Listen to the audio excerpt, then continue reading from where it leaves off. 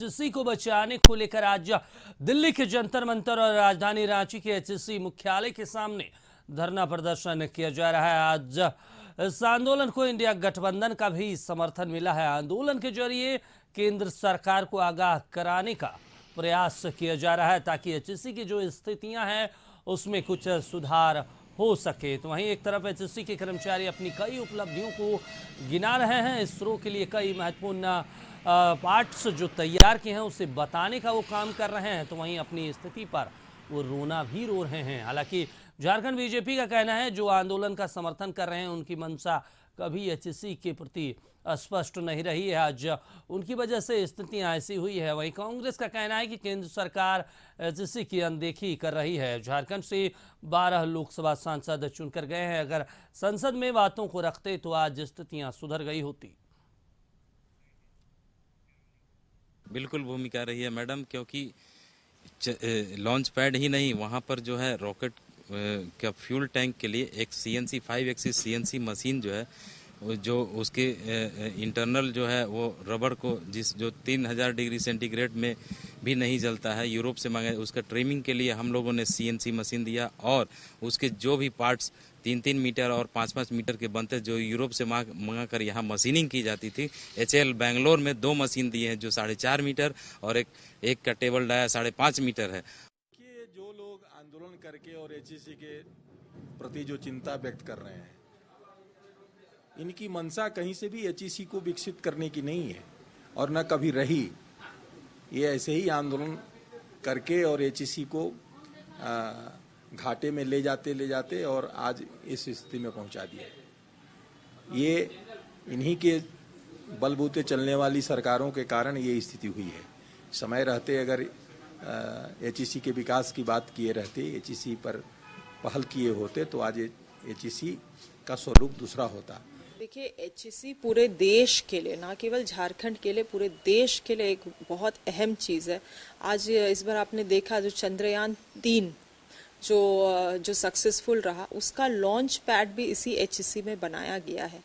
आज बहुत दुर्भाग्य की बात है कि आज से नहीं, 2-3 साल से लगभग एचईसी का हालत बहुत डावाडोल है और आज सरकार, केंद्र सरकार की नज़र भी उस तरफ नहीं जा रही है। और हमारे सहयोगी रांची से रुचि शर्मा लाइव जुड़ी हुई इसी खबर पर। रुचि, ये बताए कि एचएससी को लेकर लगातार जो है सवाल उठ रहे हैं। अभी कांग्रेस ने भी इसका समर्थन किया है, जेएमएम ने समर्थन किया, लेकिन बीजेपी कह रही है कि नहीं, ये तो उन्हीं के सरकार की देन है, पहले से स्थिति खराब है, हम तो ठीक करने की कोशिश भी कर रहे हैं। और सबसे खास बात है कि चंद्रयान 3 पे देखिए आज संसद में भी चर्चा होनी है और चंद्रयान 3 का जो लॉन्चिंग पैड है उसी एचएससी से बनाया गया है। तो क्या कुछ वहां पे जो सियासत हो रही है एचएससी को लेकर, क्या कुछ हो रही है? हाँ बिल्कुल दीपक, देखिए सही कहा आपने। एचईसी की दुर्दशा आज किसी से छिपी हुई नहीं है।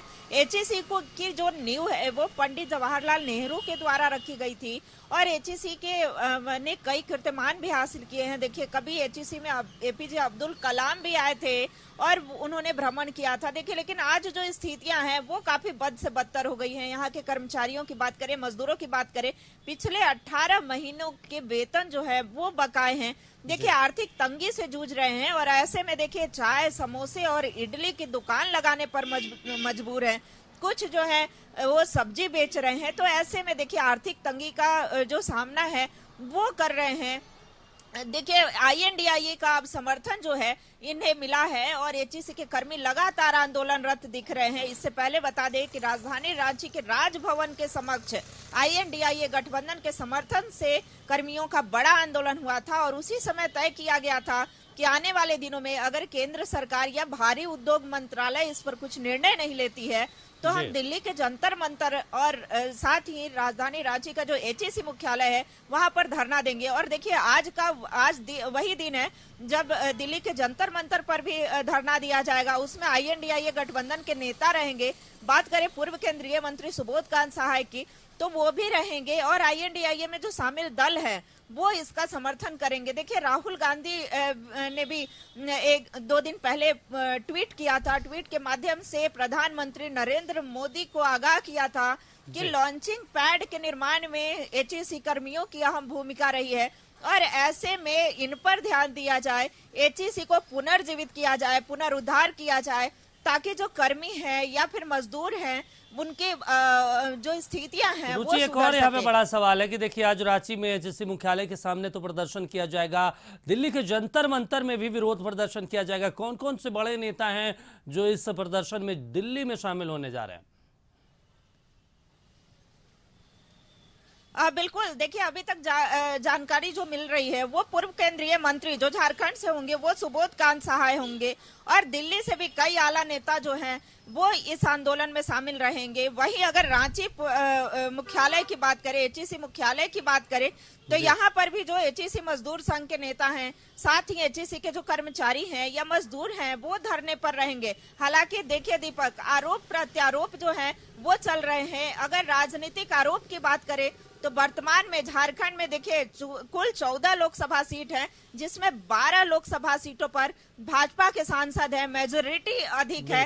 अगर ये कहना है कि ये अगर संसद में ये एचईसी को लेकर के बातें उठाए होते तो आज एचईसी की स्थितियां सुधर गई होती, लेकिन केंद्र सरकार जो है वो अनदेखी कर रही है, इस वजह से एचईसी नहीं सुधर रहा है। लेकिन दूसरी ओर भाजपा की बात करें, भाजपा यह आरोप लगा रही है कि आज जो आईएनडीआईए गठबंधन समर्थन दे रही है उन्हीं की अनदेखी का नतीजा जो है कि आज एचईसी की दुर्दशा ये हुई है। लेकिन केंद्र सरकार जो है इसे संज्ञान में जरूर लेगी, और हमने राष्ट्रीय अध्यक्ष जब जेपी नड्डा यहाँ एयरपोर्ट पर आए थे तब भी हमने बातों को रखा है। लोकसभा सांसद संजय की सेठ की बात करें तो उन्होंने भी भारी उद्योग मंत्रालय को कई बार पत्र लिखे हैं, जाके मंत्री से मिले भी हैं, आश्वासन भी मिला है कि बंद नहीं किया जाएगा, किसी भी हाल में एचईसी नहीं बंद होगा। लेकिन जो वर्तमान की स्थिति है दीपक, वो बंदी के कगार पर दिख रही है।